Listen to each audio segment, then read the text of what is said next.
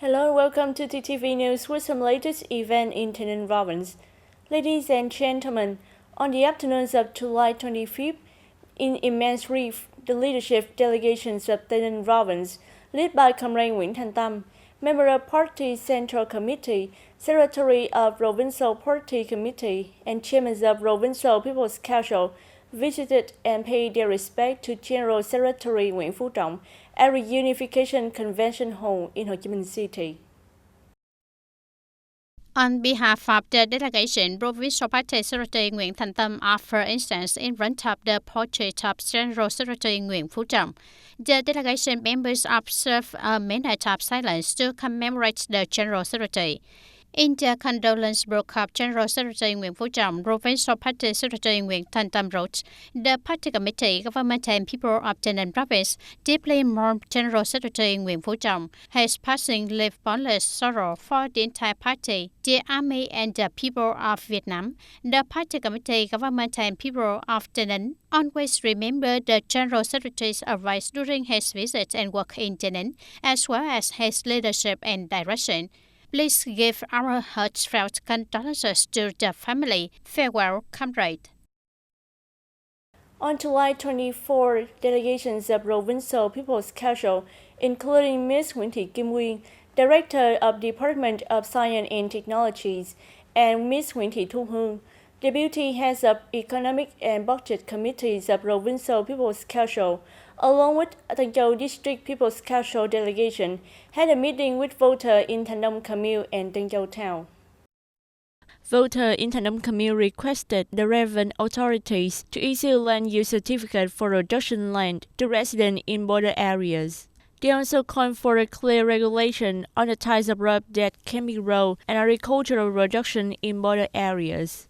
The road section 785 in Route 9 of Tân Hiệp Hamlet has serious deteriorated and needs urgently renovation and upgrading.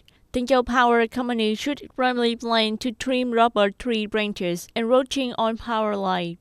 Voters in Tân Châu Town also proposed a number of solutions to limit the issues of overloaded vehicles traveling on the small road, and ranches, causing road subsidence and environmental pollution. The work of land partial separation and transfer of land use rights is still low, causing difficulty for the people. There is also a need to enhance activity at the National Historical Site of the Central Office of South Vietnam. The local leader addressed some of the voter concerns, and the remaining issues will be forwarded to the relevant department and answered in the next voter meeting.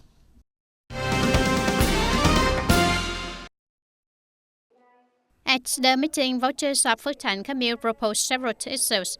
There should be measures to address the problem of littering in non-designated areas along the road near Bến Đò Bridge. The drainage districts need to be raised to prevent water lodging in the field, and there should be support for allowance for the leaders of the Elderly Association, the Red Cross, and the Association for Victims of Agent Orange Dioxin in the hamlet. Leaders of local governments responded to some of the voters' concerns during the meeting and noted a number of comments to be forwarded to the national authorities for further response in the near future.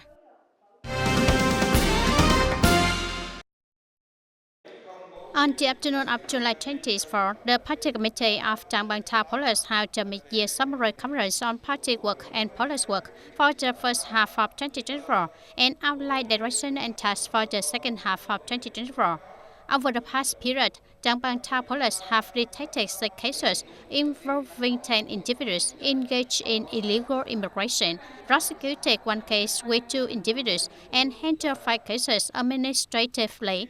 They have developed and executed 21 criminal investigation plans, apprehended 21 cases involving 14 individuals for gambling, organizing gambling, or usury, and established 2 criminal cases and 6 drug-related investigation plans, dismantling 1 drug trafficking case. During the same period, there were 34 traffic accidents in the area, resulting in 13 deaths and 28 injuries, an increase of 8 incidents compared to the same period last year. During the conference, delegates presented discussions that highlighted the existing shortcomings, limitations, causes, and lessons learned. They also proposed measures and solutions to better implement tasks in the last segments of 2024.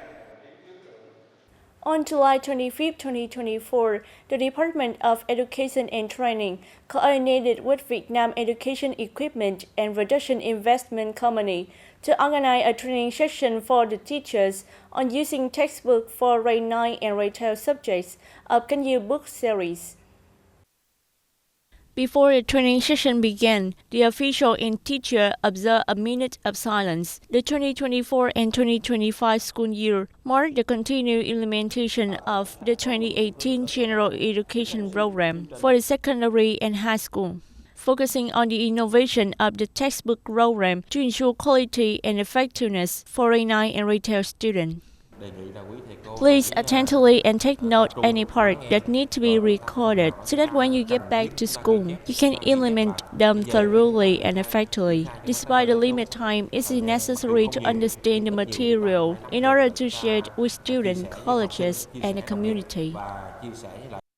During today's training session from July 25 to 26, 2024, teachers from various schools will be trained lessons by experts who are the chief editor, editors, and author about method, assessment, and teaching lessons of grade 9 and grade 12 subjects in Can You textbook series.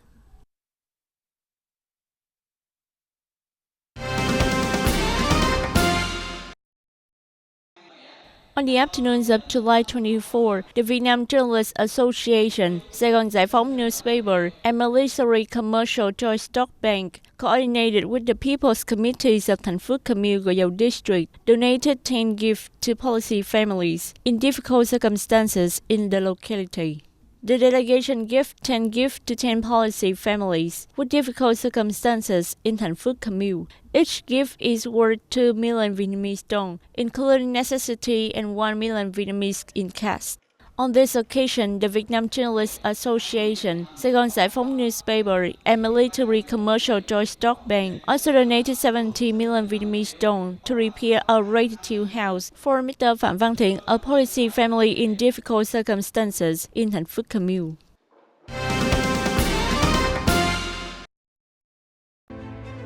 The Ministry of Industry and Trade believes that some items and works of this type of process are similar to offshore oil and gas projects. Therefore, BVN has an advantage when using available database and resources of oil and gas industry in implementing pilot projects.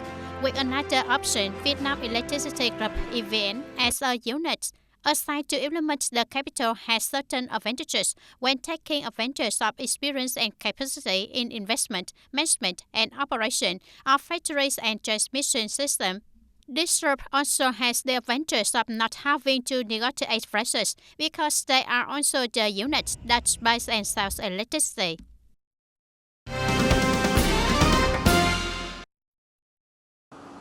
The Vietnam Aviation Administration has just decided to apply Level 1 Enhanced Aviation Security Control measures during the funeral of General Secretary Nguyễn Phú Trọng.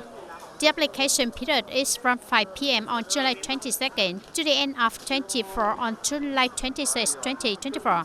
During this time, the Vietnam Aviation Administration requested the Northern, Central, and Southern Airport Authorities, Vietnam Airports Corporation, Vietnam Flight Management Corporation, Vietnamese Airlines report the status of aviation security assurance via the department's email address at 2 p.m. to 3 p.m. every day. On the morning of July 25th, dozens of delegations and thousands of officials and soldiers and people from southern provinces and cities paid their respect to General Secretary Nguyễn Phú Trọng at Reunification Hall, where memorial and funeral ceremony of General Secretary Nguyễn Phú Trọng were held with national funeral rites. Before the passing of General Secretary Nguyễn Phú Trọng, everyone expressed their profound sorrow for the loss of the party's leader. From the early morning of July 25th, outside the campus of Reunification Hall, District 1 Ho Chi Minh City, many delegations from provinces, cities, and various departments, branches, unions of Ho Chi Minh City have come to which to pay their respect to the General Secretary Nguyễn Phú Trọng. The first delegation to pay their respects was the Ho Chi Minh City Party Committee, People's Council, People's Committee, and Vietnam Fatherland Front Committee, led by Mr. Nguyễn Văn Ninh, Politburo member and secretary of the City Party Committee.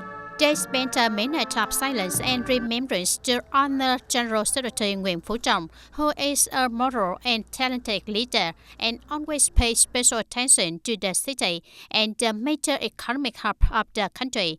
Emotionally writing in the condolence book, Secretary Nguyễn Văn Ninh emphasized that the city is willing to study, follow the General Secretary's example, make more efforts and determination, and strive to build Ho Chi Minh City into a brilliant golden name he always wished for. Diplomatic and consulate agencies from various countries in Ho Chi Minh City also expressed their condolences, sharing the Vietnamese people's rep and honoring General Secretary Nguyễn Phú Trọng"'s contribution to enhancing international cooperation between Vietnam and many countries around the world. To introduce myself, my name is Daniel Stork. I'm the Consul General of the Netherlands, and today also here as Deputy Dean of the Consular Corps.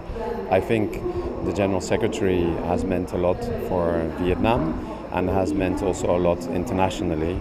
I think especially in the deepening of the relations between Vietnam and the international community. General Secretary Nguyễn Phú Trọng is a senior leader but always maintains a simple and close tie. He always listens well and has profound knowledge. In his position, he has made significant contributions to strengthening and developing the special relationship between Vietnam and Laos, which he regards an invaluable asset for both countries. A large number of people, including hundreds of war veterans, retired officials, religious followers, and students, etc., from southern provinces and cities, also came to pay their respect to General Secretary Nguyễn Phú Trọng, expressing special affection, respect, and gratitude. During his tenure, the anti-corruption work and leading the country was implemented excellently, but he fell ill and passed away. I came here very early to attend his funeral. In tribute to General Secretary Nguyễn Phú Trọng, a lifelong leader dedicated to the country and the people, the stream of people mourn and express their deep gratitude to the outstanding and highly respected leader of our party, state, and people. For cao đài dignitaries and followers, the General Secretary is a model of dedication in his role, promoting the spirit of his responsibilities, driving the country to its current achievements. We represented on cao đài followers in Vietnam to offer incense in farewell and pray for him to rest in eternal peace. In Ho Chi Minh City, the memorial ceremony for Comrade Nguyễn Phú Trọng started from 7 a.m. to 10 p.m. on July 25, 2024, and from 7 a.m. to 1 p.m. on July 26, 2024. Ladies and gentlemen, honor is the most sacred and notable things. This is the life choice of General Secretary Nguyễn Phú Trọng made for himself. Throughout his lifetime of dedication to the country and the people, General Secretary Nguyễn Phú Trọng always edged, "Keep your personality intact and your reputation clean." Every word and action of General Secretary is an example for cadres and party members to remind themselves to stay away from temptation and petty interest. In many times sharing with officials about the principles of revolutionary life, General Secretary Nguyễn Phú Trọng always emphasized the importance of maintaining the integrity, morality, and honor of cadres and party members. For him, honor is the most sacred and noble thing, and he lived a life of purity, simplicity, and integrity as his own words. This is also the way the General Secretary sets an example before his cadres and party members. It is necessary to further promote the high sense of responsibility and moral leadership, both in work and personal life. You must lead by example. Do not ask others to follow standards you yourself do not maintain. It is important to set the right example first. At work, wearing warm clothes, driving an own car, and a simple office were familiar to images of the General Secretary in the hearts of those who have worked closely with him. These details reflect his simple lifestyle, his style, and his exemplary practice of rape, according to the teachings of President Ho Chi Minh. Setting an example for oneself is not enough. From what I know, the General Secretary also set an example within his own family. He set an example in all aspects, providing a model for others to reflect upon and follow. As a leader in the fight against corruption and negative practices, General Secretary Nguyễn Phú Trọng is also a role model in studying and following Ho Chi Minh's example, ethics, and style.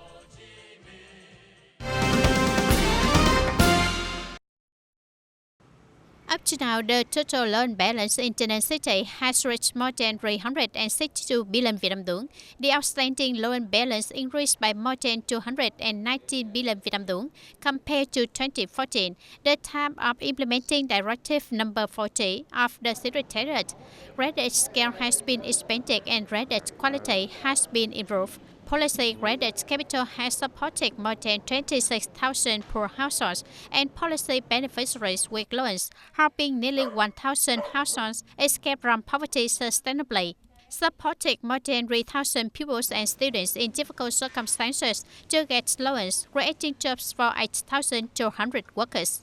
Among them, there are many people who are from ethnic households, specifically Mixed mass households in Quarter 2 War 1 who received referential loans in 3 installments from 20 billion to 30 then 50 billion Vietnam dong to raise costs for reproduction.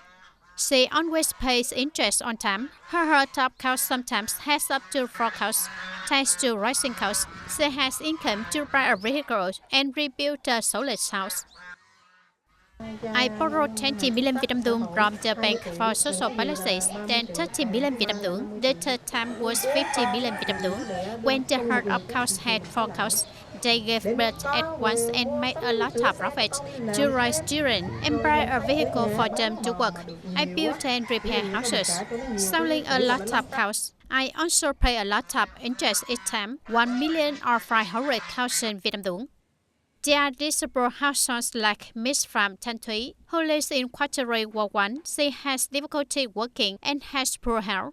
Thanks to referential capital, she opened a grocery store, pay interest always on time. The first time she borrowed 30 million Vietnam dong. This time she was considered to borrow an additional 100 million Vietnam dong to increase the amount of goods and expand the sales quota. I suffered polio and had no health. Previously, she worked on processed goods. After the company was dissolved, seeing that I needed a lot of capital, I asked for the loan to add more goods, renovate and expand the shop. Over the past 10 years, the Bank for Social Policies has also coordinated with party committees, local authorities, and social political organizations to be interested to improve the quality of social policy-related activities. Social political organizations integrate strategic programs with agricultural, fishery, industrial promotion programs, and transfer of science and technology into production, helping borrowers use capital effectively. After 10 years of implementing Directive Number 40, we can confirm that this is the correct directive of the party and state to meet the aspirations of the people. Up to now, the total outstanding debt in World 1 has reached more than 40.1 billion Vietnam dong. Credit scale is expanded. Credit quality is increasingly improved.